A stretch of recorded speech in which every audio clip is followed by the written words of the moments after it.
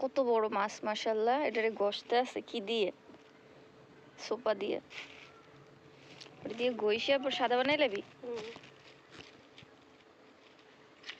তো ইয়ে উঠে যাবে না? কিছু উঠবে না। কি উঠতেছে? ময়লা। মাছের গায়ে ময়লা থাকে? মাছটা এখনো জেতা। দেখো লড়তে আছে। এটা হচ্ছে নদীর পাঙ্গাস, বুঝছো? এই যে বেকুটে গেছো না, বেকুটে কসা নদীর, দেখছো?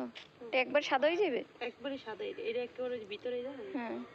এইভাবে মাছ কে কে মাছ ঘষে খান অবশ্যই ভিডিও করে জানাবেন।